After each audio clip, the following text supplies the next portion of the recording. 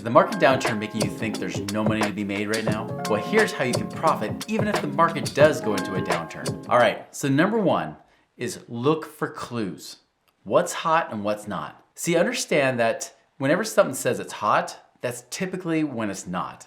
Does that make sense? See, when everybody wants to run one direction, that's when you should be running the opposite, So, for example, I remember several years back, right at the end of, I believe it was 2017, Bitcoin was running up. It was super hot. It was getting up to $20,000. It was so hot that actually even one of my high school classmates, who I know has no financial education at all, she started asking on Facebook saying, "Hey guys, anybody want to go in and buy a Bitcoin with me? And by the way, what's a Bitcoin?" So it got so hot that even the mainstream media was talking about it, that they're saying, well, now's the time to buy it, isn't it?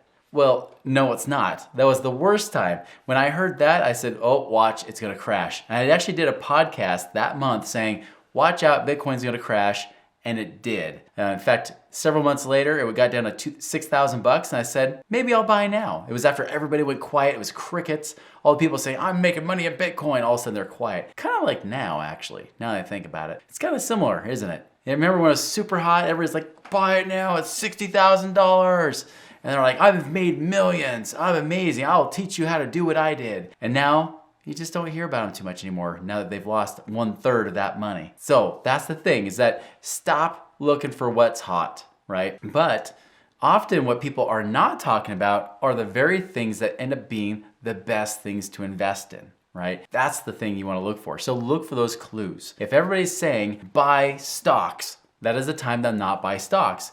If everybody says stocks, do not buy it ever, it's the worst. And everybody's saying it. The media is saying it. Everybody's saying stocks are horrible. That is your opportunity to buy stocks. And this is coming from a guy who doesn't really like buying stocks, okay? But I can guarantee you, if I start seeing the stock market crash long enough or hard enough, and then everybody says, stay away from the stock market, it's horrible, and all the media is saying the same thing, that is a time that you probably will even see me put a little bit of cash into the stock market, but not a lot. But that's true. And that's the same as been for real estate. I've ever here in real estate for years. I had so many clients, or potential clients even, that said, hey Chris, I'm just so nervous about the real estate market, because you remember the recession, right? Now granted, out of all the previous 6 recessions, that was the one recession where real estate values actually dropped from the beginning to the end of that recession. The one that did it, but it was in people's minds, wasn't it? So people are saying, I shouldn't buy real estate. Even in 2015, they're saying, I shouldn't buy real estate, even though it was coming up, and it had already come up for a few years. 2016, same thing. 2020, then people are like, oh, it's gotta be too hot now. 21, it's gotta be too hot. Okay, now it was getting kind of hot, but it never really got to the point where everybody was saying, real estate's where it's at. Now there's real estate investors that were saying that, right?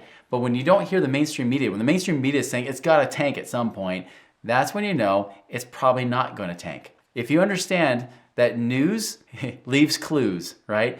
News leaves clues, because when the news sources, they're really just telling you kind of where to go, because you want to do the opposite. If there's any big thing I can give you to remember, is to do the opposite. Don't follow the masses. Follow actually what the masses are not doing. Go towards where, when masses are running away, you run towards that danger. What they perceive as danger, you run towards it. That's probably gonna be your biggest clue for you. Because remember, most news people today are just talking heads going on about stuff. But the truth is that information, real information, is surprise. It's what surprises people that makes the real news. And those are the clues you look for. It's what people are not saying is big. So do the opposite. Just like if you ever watched Seinfeld, you remember if you ever watched Seinfeld, the TV show, the sitcom, there was a character named George Costanza. George Costanza, for lack of a better term, was a loser, okay?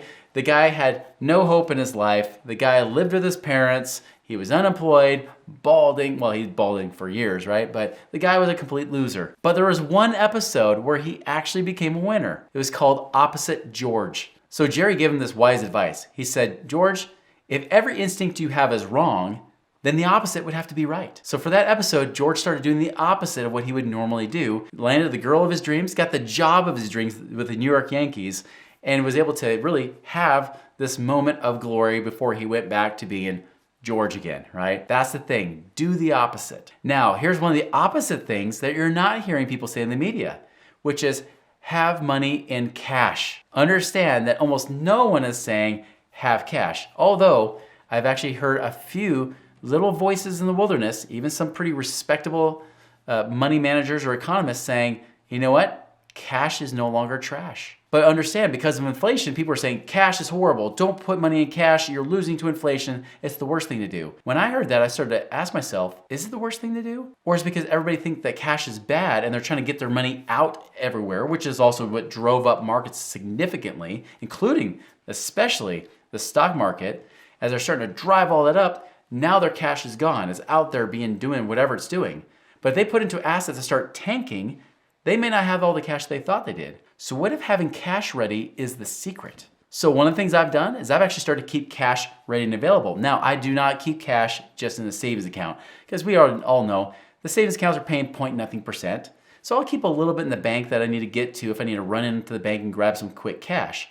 But I keep some more in an online savings account earning over 2% right now. And there are some accounts that are starting to do that today. But that's not a lot. I'll keep the bulk of my money inside my infinite banking policy.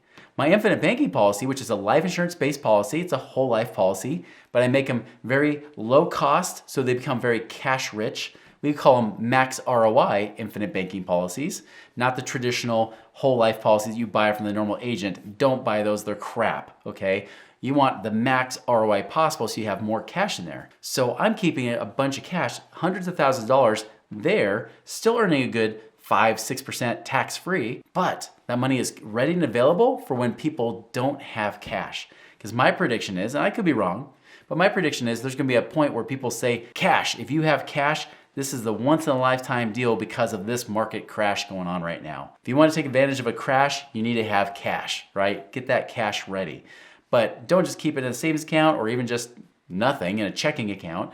You can use an infinite banking policy to do that. We have plenty of videos on this channel to talk about what that really is. Now, my last advice that I'm gonna give you is that whether you're watching this during a market downturn or it's before a downturn even happens, this is something you should always be focusing on, is you should be profitable before the downturn. You should be profitable before the market turns south. One mistake many people make is that they start to live la vida loca, right? They start to feel like anything's possible, it's euphoria, the sky's the limit, they're overly optimistic, almost to the point of being careless. And then, of course, when the market goes down, then they start tightening the belt, they start trying to tighten on their expenses, and they start to freak out. I think it's better to be prepared. If you're prepared, you will not fear. If you're prepared, you'll say, listen, I want to be profitable now. I want to make sure that I'm not blowing my money on things that aren't worthwhile today. Get lean and mean.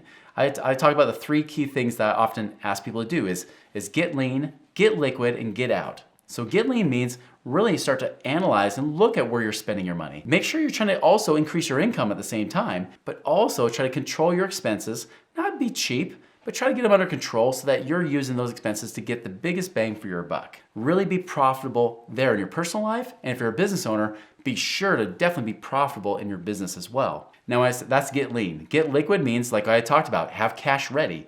And then get out might mean that if you're gonna have cash ready, you might have to get out of places. You might have to get your money out of prison. It might mean that you have money locked up in retirement accounts. It might be locked up in equity in your home. Can you get those things out so that it's safe and in cash and ready? I know at the last recession that we had, the Great Recession, I wish I had not paid extra into my house equity. I had done that thinking I was being a safe investor, but in truth, what I was a risky saver because I put all the equity in my house, and when I wanted to get it back out, the bank said, we're not letting people get money out anymore. It's crazy. And then the market started going south. There was a downturn in the real estate market, and then the equity disappeared. It was gone. I would have been much better off, even if I was upside down on my home, to take all that cash out to help me weather that storm, so then I could actually be able to survive it and come out much stronger and have, really, I would have probably had millions of dollars more had I just done that. So be profitable before the downturn. Guys, if you thought this was great, be sure to watch our next video, how to make $5,000 a month in passive income, which will also help you through a major market downturn.